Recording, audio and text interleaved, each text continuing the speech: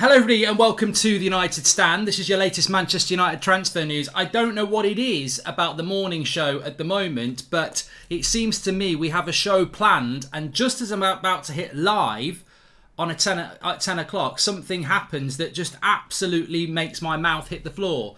Thanks to Hayne3R, he said, just as I was about to go live, he said, Mark, Maguire's liked Sport Bible's post about Ronaldo being upset over his wage reduction. So I thought, well, I'll just have a quick check of this. And before he unlikes it on Twitter, just check my Twitter, basically, at Mark Goldbridge. Just check it out. Basically, Sport Bible on Instagram put out a picture of Ronaldo saying Cristiano Ronaldo is reportedly upset with the 25% wage cut all players received when Manchester United failed to qualify for the next season, and Harry Maguire's liked it. And you just think, look, I'm not saying who's right or wrong, but that's the captain of Manchester United liking a picture of somebody who's had a wage reduction because we didn't get into the Champions League. Like, this guy should not be captain of Manchester United. It's just as simple as that. I don't care whether... I don't understand why you'd like that. Is it personal to Ronaldo? Are you liking the fact that everyone got a wage reduction because you didn't qualify for the Champions League? Has somebody hacked him? I mean, what is he doing? I mean, I'm just absolutely stunned by that. Absolutely stunned by that. I really am. Just check out my Twitter. Make your own mind up. Captain of Manchester United liking a picture of a fellow colleague getting a pay cut because we were crap last year. I don't know. I just don't know what to say about that, apart from he shouldn't be Manchester United captain anyway, but that's just completely out of order. And I mean, look, I want to talk about Dybala. I wanted a breath of fresh air this morning. I don't want to be talking about negativity and things like that. I think we're all fed up of it. But you know what I mean? Sometimes it actually isn't negativity. It's coming from... It's just coming from within the club. The club's a joke. The club is a joke. I don't know. I mean, Keith says Maguire can do no right, but Keith can... I might be missing this. I've literally just gone live. Check out my Twitter, at Mark Goldbridge. Look at the image. We'll do it as a community. Sport Bible say Cristiano Ronaldo is reportedly upset with the 25% wage cut all players received when Manchester United failed to qualify for next season's Champions League. And Harry Maguire's liked it. Now, to me, my first thoughts are, I know Maguire and Ronaldo don't get on, so Maguire's liking it because he doesn't like Ronaldo. My second thoughts are, it's completely inappropriate for a captain to be liking things like that. Liking the fact that you're getting pay cuts because you were crap. Now, he might spin it and say, well, I'm liking it because we weren't good enough last year and we should get a pay cut. But, come on. Just, the context is key, and... I don't like it. I just think it's... Would Roy Keane be doing that? Would Brian Robson do that? Would Gary Neville do that? Would Nemanja Vidic do that? I mean, it's just not the way a captain should be acting. And if I was commercial lead at Manchester United, or I was CEO, or I was the manager, I'd be bawling him out this morning and saying, what the hell are you doing? Like, who do you think you are and what do you think you're doing? When you're captain of Manchester United, you speak for Manchester United, and that's just petty and silly. But... Hi Mark, do you have any jobs going? I hear you pay well at 7 million a week, says Chris. Thank you very much. Mark, do you think Ten Hag will make Harry Maguire captain next season? Well, I've got an interesting thing to talk about in relation to that, Michael, which I wanted to keep a little bit later. But let's fly in. I want to talk about Paulo Dybala. Let's talk about this. So the best story I can see, there was a bit of confidence last night from Di Marzio, but it was misinterpreted, I believe. So the best thing I can see is from Sky Italy, negotiations ongoing with Dybala's agents for Manchester United. Now, straight away, if you've been watching this channel for any period of time, you will know that I have said many a time that Manchester United, that Paulo Dybala is a player that I like. I like Paulo Dybala. I like Italian football. He's a really good player, and I get why people would get excited about Paulo Dybala coming to Manchester United. There are some red flags, and I think every transfer needs to be digested. The situation with Paulo Dybala at the moment is that he was expected to be going to Inter Milan, but Inter Milan have sort of said that they've got all their attacking options sorted. So Dybala's sort of looking for a club. this is going to start to sound familiar. Dybala's looking for a club and he wants big wages. Manchester United are looking desperate, and therefore I think some people are getting a bit concerned. I mean, it's just the words Cavani, Falcao, Sanchez. I mean, look, we've all been stung before with deals that are concerning. I think this deal, thank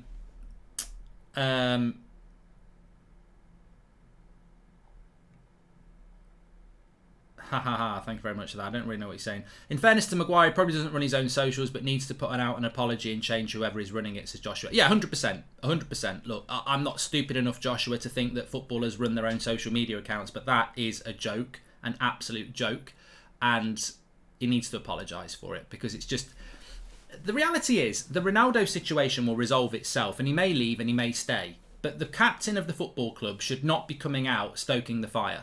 It is childish, and it's just the same. Maguire seems to do this all the time. Hands in the ears. It wasn't like that, was it? It was like that when he scores a goal against Andorra, putting out screenshots of his stats when he has one good game. It's just, that is not a leader.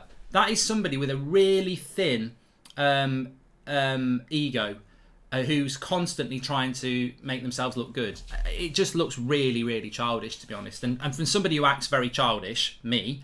But I'm not Man United captain. I don't play football for Man United.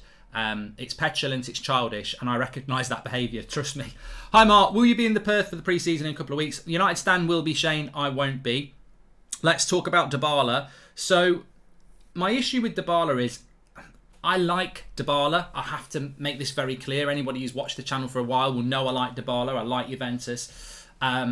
He's not had an amazing last 3 seasons. I think he's averaged about 30 games a season. Some of that's form, a lot of it's injury. In the last season, he's had 6 injuries in the last season. 4 of those muscular problems. I do like Paulo Dybala, but at the end of the day, I also feel that this is a swerve for me. I'm not massively swerve. I'd say as a percentage, 40% of me says do it, 60% says doesn't, and I would not do it. It reminds me too much of deals we've done in the past. And if we are a new Manchester United, we need to try and do things differently. And I just think Dybala on a free, on big wages, with that injury record, never played in the Premier League before, I can see him coming in, earning 300 grand a week, playing half the season, and we need people who can play every week. So for me, I would swerve this deal. But for those who want it to happen, I understand. He's a very good player. I like him. And we probably will do it because it's the sort of desperate deal the club does when they want to save money. But again, I'd say the same as what I've said with other players.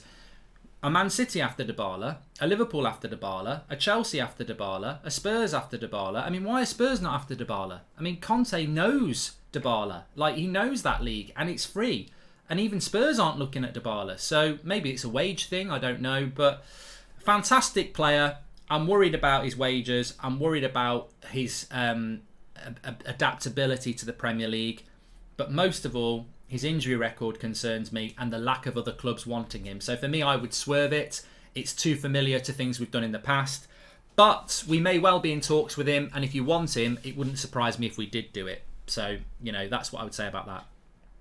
Robert McCormack says, I think he's liking to agree with him, Mark. He wouldn't publicly go against him knowing he can't win unless the whole squad are fed up with Ronaldo, says Robert McCormack. Well, Robert, I was speaking to somebody, which I'm not going to tell you their name because it's not fair because they might not want me to. If they come back to me and say, oh, yes, you can in the future, I'll tell you who it was. And they said something to me which I'd never considered before. They were like, they're not particularly happy with Ronaldo. And basically, if I put this up on here, we can sort of talk about this. We're going to be talking about Eriksen and De Jong delays as well in a minute, but let's just put this up from The Athletic here and it will sort of just feed into what we're going to talk about. So Man United just released fees for Malacia in their 100 million budget. Check the website, says Slow Sports News, did they? Dybala plays better as a right winger, so if Ronnie stays, we should sign him on the free for a front line of Dybala, says Mohammed. We are a joke. Maguire is pathetic waste. We are crumbling as a club and being misled and lied to. We are not a football club, we're just a brand, says Anil. Dybala on a free, is it 2018? What a desperate deal, says Nick P. So just let's just touch on this first. There's lots to get through this morning. So this is from The Athletic, Laurie Whitwell. The timing of the Cristiano Ronaldo wanting to leave has been described as awful by some close to the club. He knows United would not be in the Champions League in April, but waited until July to communicate his intentions. So I was having this conversation with somebody last night, and they were basically saying that, look, Ronaldo knew that. Basically saying that. Ronaldo knew all this, so why has he changed his mind? But what they did say is that something's probably changed his mind because he knew about the Champions League. Has he been told he's not getting the captaincy? That could be a reason why he's just pissed off. Something's happened with Ronaldo in the last week or two to make him suddenly go, I want to go. Because at the end of May, he was talking openly about staying. He knew we weren't in the Champions League from April. Something's happened with Ronaldo to make him make this decision. Now, it could be as simple as somebody has come out and made an offer to him, but it doesn't seem like a club has done that. So maybe he's been told by Ten Hag that Maguire's going to be the captain. And maybe after last season, Ronaldo finds that unpalatable to come back and be led by that man again. I don't know. But that was somebody else's theory. It wasn't mine. But, you know, does that change the story? If Ronaldo's been told he's not going to be the captain and Maguire was going to be the captain, would that make you want to leave and hand the transfer request in? You know, at the end of the day, you are one of the world's greatest players, one of the world's greatest winners. Do you want to spend another season in the dressing room being led by Maguire? So maybe that's something to do with it. The reality is there's too much speculation about this. Somebody said today that it's a third day in a row without him training, but I've heard that he wasn't meant to be back till tomorrow anyway. I think tomorrow is the big day, so let's see if he's back to tomorrow. As for what Laurie Whitwell's saying there about people close to the club describing it as awful, the timing as awful, I find that hilarious that some people at Manchester United think Cristiano Ronaldo's timing is awful. This is the same club that still hasn't signed Frankie De Jong 3 months later.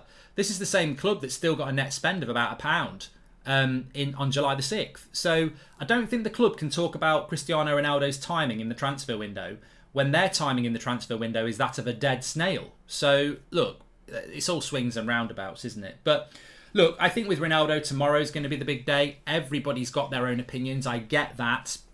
And I think you've just got to stick to those opinions. What I don't like, and I've said this before, I don't like, just before we talk about some more transfer news, although I suppose Ronaldo is transfer news, what I don't like, and I heard Agbanglahor on TalkSport say it today, was that he doesn't care about Manchester United. He only cares about himself. And I'm like, hold on a minute. I am going to call that out because if Ronaldo leaves, some fans will be quite rightly pissed off. I get that. But we can't rewrite history. He was our player of the year last year. He was our best outfield player last year. And we can't ignore that because he leaves. We can't pretend he's the problem when he wasn't.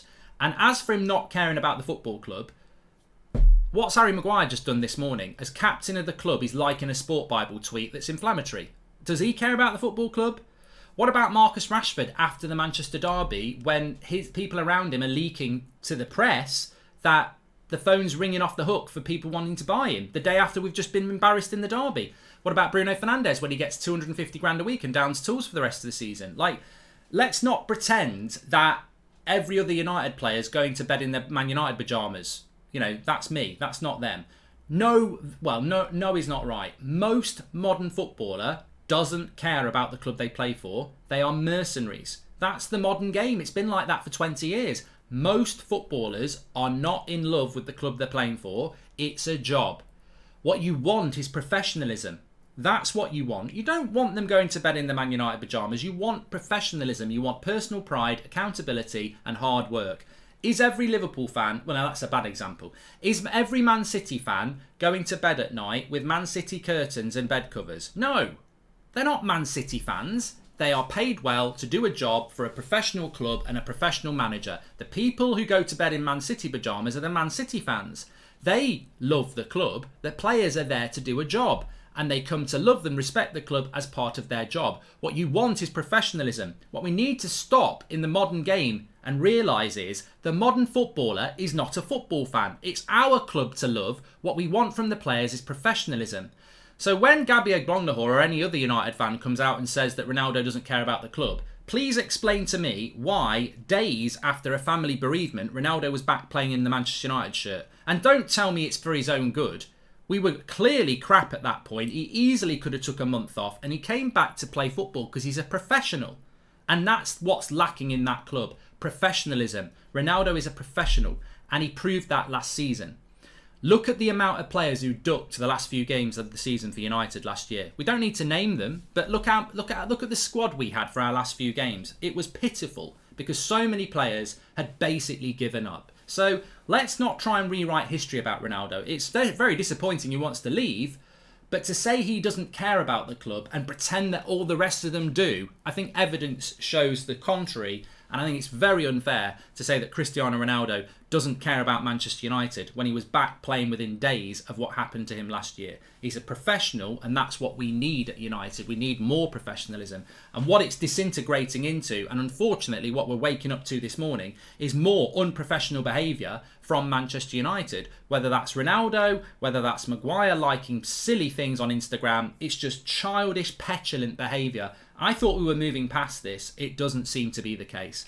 Find it funny how they're happy to throw Ronaldo and Ranić under the bus, but are happy to put Maguire and Rashford on a pedestal even after bad performances. I'm absolutely disgusted, says Matty Ross. If Erik ten Hag doesn't want Ronaldo as captain, then that's that. Erik ten Hag is more important in my eyes for United's future, says Dazzo. Hi Mark, did you see Inter just signed a right back? Do you think we'll go for Dumfries, says Ali. We do want Denzel Dumfries. But can we sell Wan-Bissaka? I mean, he's going on the tour, isn't it? I agree with the captaincy situation. Also the pay cut he carried us the whole season, says Mikael Roach. And Ian G, welcome to the members club. Thank you very much for joining. So, look, let's move on to some other news because it is the news show. This is interesting. We're going to talk about Eriksen and De Jong now because there are more delays. It's more likely at this stage that Eriksen will go to Melbourne, where Manchester United play Melbourne Victory on the 15th of July before taking on Crystal Palace. It's not certain that Eriksen will be part of the squad that flies out on Friday, with a medical still to arrange and other parts of the deal to be done. So more delays for Manchester United. I mean, let's be serious for a moment. The medical of Christian Eriksen is probably not a normal medical. For those who don't realise, and I think everybody does realise, this is a guy that had a very serious heart condition a year ago, and Manchester United will probably be doing a different type of medical. I don't know. But on the other hand, this is a player that has been basically knowing that he's going to be a free agent for a month. I mean, we're paying the price here of a player that very seriously considered going to Brentford, because if he'd known he was coming to Manchester United 2 weeks ago and we'd known, we could have got things in place a lot quicker and said, can you be in Manchester on the weekend? We'll do the medical at the start of the week. The fact that this is still a delay. I mean, I know the medical's going to take a bit of time, but why is the medical being done on Wednesday or Thursday when we're flying out on Friday? He's a free agent. Why was this not sorted out at the start of the week? Because clearly we're still negotiating on something. Because you know when you're queuing up for a McDonald's and you say Big Mac meal and they give it you within a couple of minutes. I think United could take an hour on that.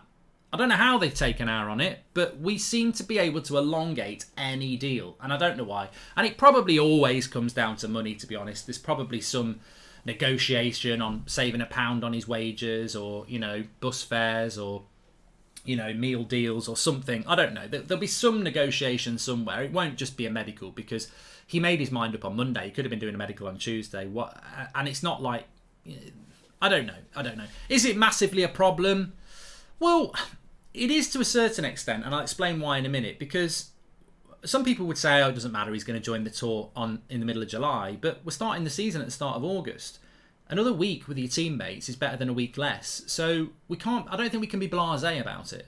I think that, there's a brilliant clip I commented about today on Twitter where, United's passing thing, you might have seen it with Ten Hag yesterday, and then they showed the clips of Ajax. Ajax are way better than us, is it? So every week, every day we get extra to work on this, the better we'll become. And every day we have extra playing with the players that are going to be part of the first team, the better. So, yeah, I mean, look, it's not ideal, but it's not surprising. I'm not going to lose any sleep over it. It would have been nice to have him on the plane. Watching the United movie and seeing how the Busby Babes treated each other and comparing them to this team is horrendous. It's Tahim. I mean, different times. It's different times, isn't it? I think in the reality of things. You can't compare players from the 60s with the players of today. In the 60s and the 50s and the 70s even, you were playing and I mentioned the 60s because that was the time that we won the first time we won the European Cup, wasn't it? And you've got Best and Law and Charlton. Obviously we know the Busby Babes of the late 50s and the 70s. We got relegated, but we had some good cup sides. But they weren't earning massive money then. Florence said, Ronaldo lost his child, third in the Golden Boot in the worst United Premier League 7. He's in it. Where we're only frustrated from him, cut the guy some slack, says Florence. Yeah, I think you're probably right. Anyway, let's talk about Frenkie de Jong, because there is more delays coming with this. And it's really interesting with this. I mean, I don't know whether to take it with a pinch of salt, because Gerard Romero is... Yeah, okay. Ian Fahati says, Harry Maguire liked a photo of Ronaldo taking a pay cut. Joke of a captain. I just can't... We'll come back to it, Ian. I can't get my head around why you would do it. It's on my Twitter feed if you want to check it. Make your own mind up. I've just screenshotted it before he unlikes it because it's just there to make your own mind up. I just don't get it. On the very basic level, it's just completely unacceptable for a Manchester United captain to be doing stuff like that. But Jack Birtle says training footage was leaked yesterday of McTominay being told he was making too many mistakes. What do other managers see in him? Says Jack. I commented on that.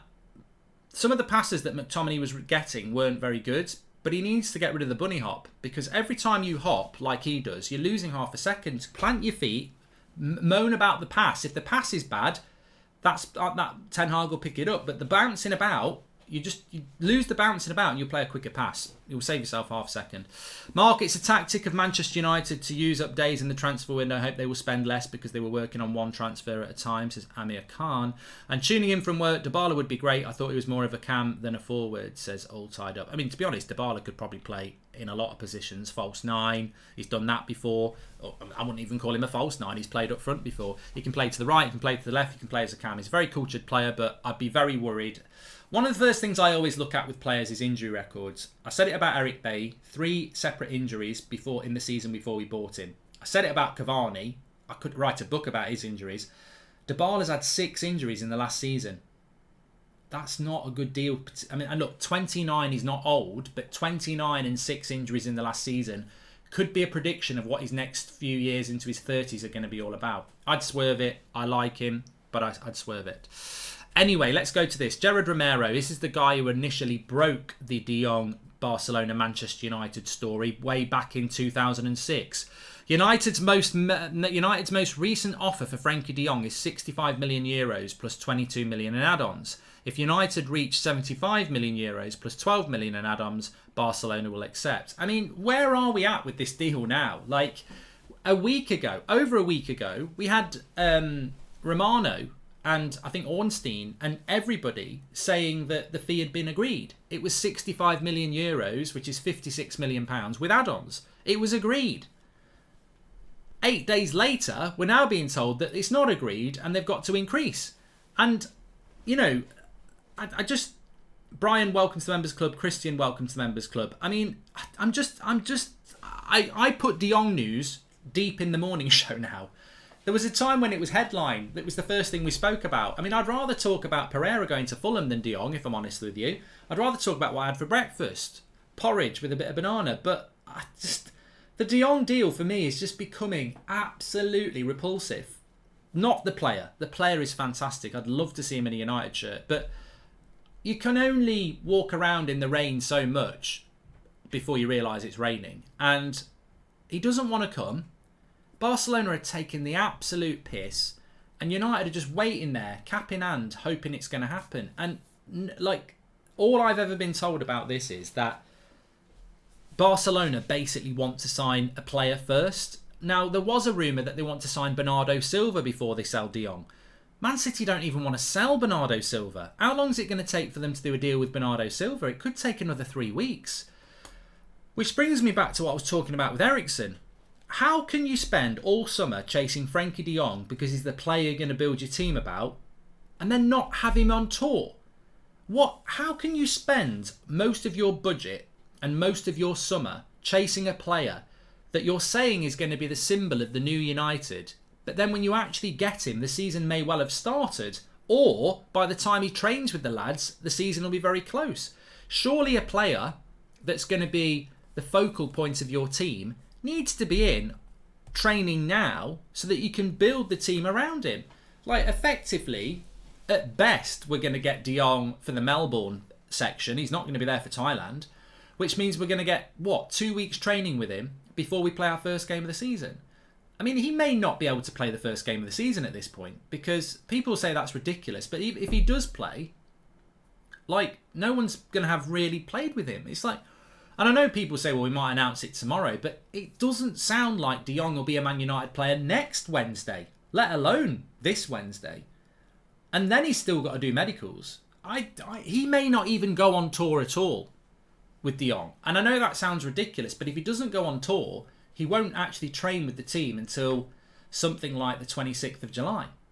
So I don't know with Eriksen, with De Jong at the moment. I just do not know. Seriously, clubs like Liverpool and the City have already done the business and now preparing players for pre-season, and we're still not sure what we're even going to, says Mohit. Sometimes I feel like Romero paid by Barca for hype up the deal to push the price up, says Jurgo. Walk away from De Jong, we can get both Tielemans and Lema for that free, says Kevin. Somebody was talking about Lema yesterday. He's still available, but United have shown no interest in it. And also, forget Liverpool and Manchester City. Let's talk about Spurs. They're just about to sign a right-back in Spence for 15 million. So that's Basuma, Richarlison, Perisic, Spence. They're very close to Longley, and they're being rumoured to get Pau Torres. They're in the Champions League. They already got 2 players in January, in Kulusevski and Bentancur. So basically, Conte has not even been in that job a year, and Daniel Levy's given him Bentancur, Kulusevski, Perisic, Basuma, Richarlison, Spence, a centre-back, and maybe another centre-back. 7 players, maybe 8 players he's had in 6 months. That's how you rebuild a club, people. I don't want to be using Spurs as the example, but that's how you rebuild a club. You get a manager, players to rebuild a team, and he's going to get 7 players at least since January.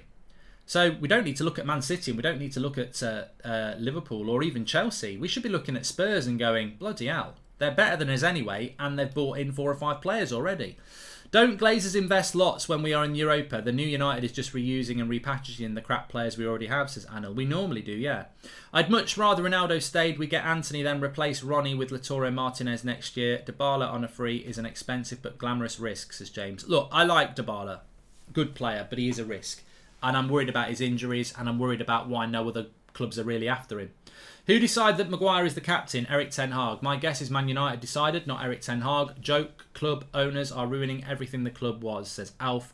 Who from United Stand is coming to Australia, says David. So Adam's going to be there. So Adam does all the fan cams and everything outside the ground anyway. So that's what we're going to be doing, and meeting up with fans and stuff like that. JBHSJC, United Stand, new Fantasy League code. Join lads and girls, says Christian Ashley. Yeah, thank you very much for that. So what else did I want to talk about? Spoke about Ronaldo, oh yeah, Lisandro Martinez. I need to talk to you about Lisandro Martinez. So look, as is typical in life, as is typical in football, and as is typical with Manchester United, it's not all doom and gloom. Amongst the doom, you will get some light, and Lisandro Martinez will be resolved by Friday, one way or the other, whether he's staying at Ajax, whether he's coming to Manchester United, or whether he's going to Arsenal. Both Manchester United and Arsenal wanted this deal done so that he could go on tour on Friday. I don't think he's going on tour if he comes to Manchester United. Maybe if he goes to Arsenal, they'll be quicker. But Lisandro Martinez should reach conclusion by Friday in relation to deal done. I don't know. We'll probably do a medical in early September, really, because we've got to do a few other things first. But yeah, just on a positive, Lisandro Martinez should be a deal that happens very soon. Ross Harwood just tweeted Frankie de Jong will be in Manchester this week and will sign a 5-year deal, but I don't believe that source, AJ. As far as I'm concerned, they're just an ITK on Twitter, and I don't really have a lot of time for ITKs on Twitter, because realistically, why don't you put your real picture up, your real job, and let us know who you really are? There's no reason to be a secret informant for Manchester United, because Fabrizio Romano tells us 20 minutes before an official announcement of a player. Laurie Whitwell tells us stuff about Ronaldo. Samuel Lucas tells us stuff about what's coming out of the dressing room. Simon Stone tells us stuff. There's no reason in 2022 to be an ITK on Twitter not telling everybody who you are, because we've got journalists who tell us who they are, who get information that turns out to be true anyway. I'm not going to defend Maguire as he's shit, but are you sure he isn't liking it because he agrees with Ronaldo's statement? That's the problem with social media. Likes misinterpreted, said Ben Ellis.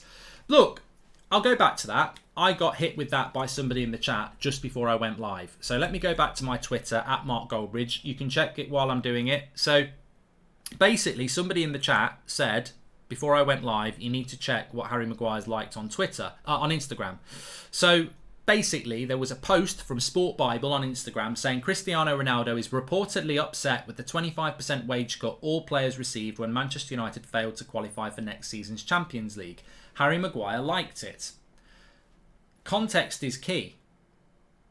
What does that mean? Well, ultimately, it just means you're an unprofessional person, because if he agrees that it's wrong that they've had a 25% pay cut, well, that's not going to go down well, is it? So I don't think he's liked it because he agrees that they should all be upset that they got a 25% pay cut. Like, they didn't qualify for the Champions League. So I understand why Ronaldo's upset, because he played really, really well and probably doesn't deserve a pay cut because he did his part. But the rest of them can't be moaning about a 25% pay cut anyway. Could Harry Maguire or Bruno Fernandes moan about a 25% pay cut based on how they played last year? No. So I don't think he's liking it for that reason. I might be wrong. I think he's liking it because Ronaldo's upset. Another thing is he could be liking it because we didn't qualify for the Champions League. I just don't know. The reality is, a Manchester United player should not be liking that, in my opinion. And that's the reality, isn't it? It's always about context. It's always about what people think. I just don't think a Manchester United player should be doing that. Knowing that they don't get on, I think he's liked it because Ronaldo's upset, which is antagonistic, inflammatory and unprofessional. But a Manchester United captain should not be doing that.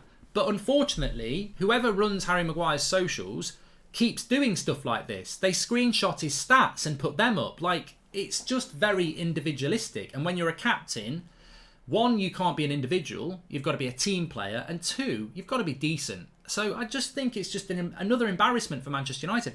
And there are people at Manchester United who are so desperate to turn this club into something that's not a joke.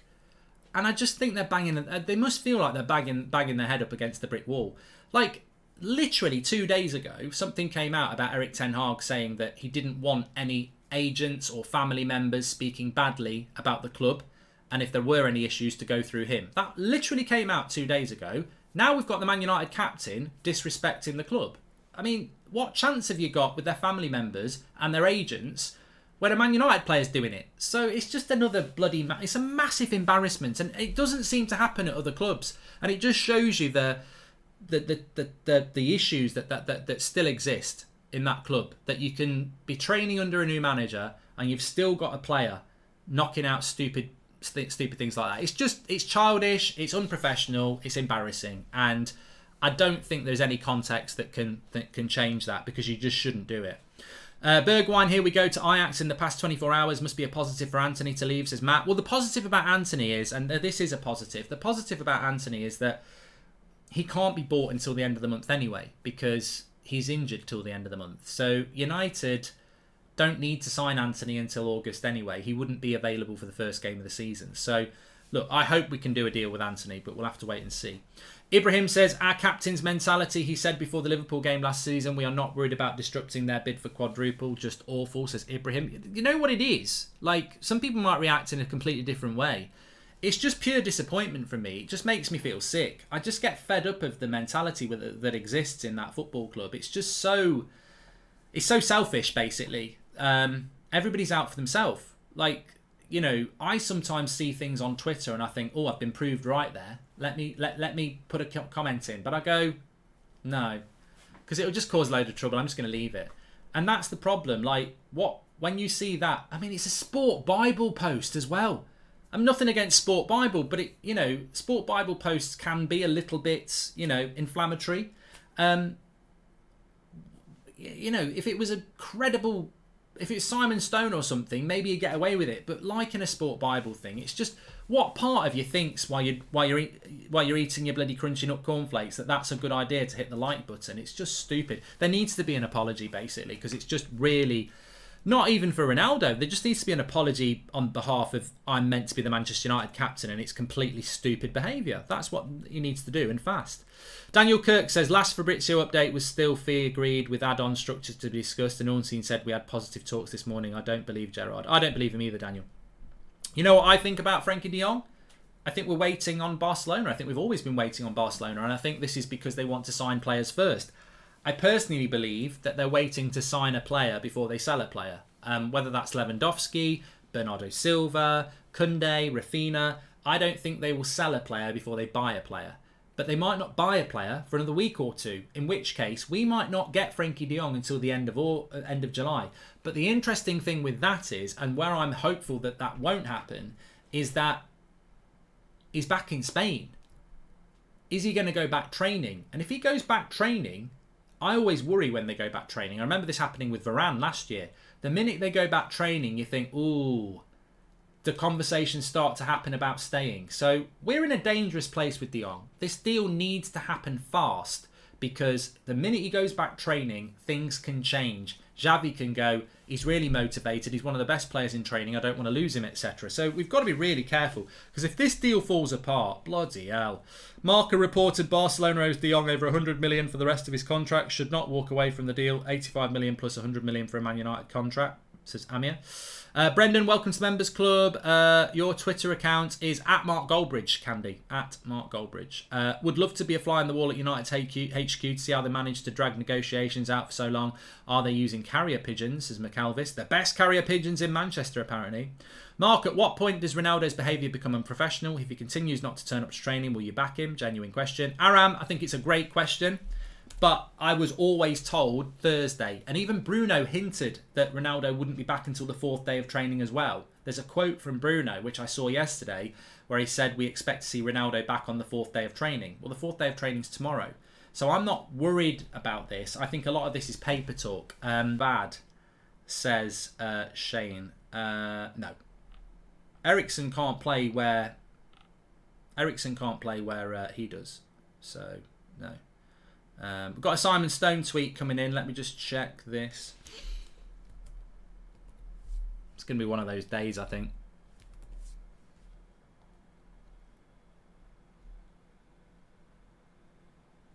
Okay, so Barcelona's contract issue. Okay. Oh, what's he saying? Manchester United have been getting a bit of heat over the difficulty they've experienced in trying to sign De Jong. It's understood an outline deal is in place, but progress towards completion has been slow. Masters, okay, yeah, it's just about wages and stuff like that.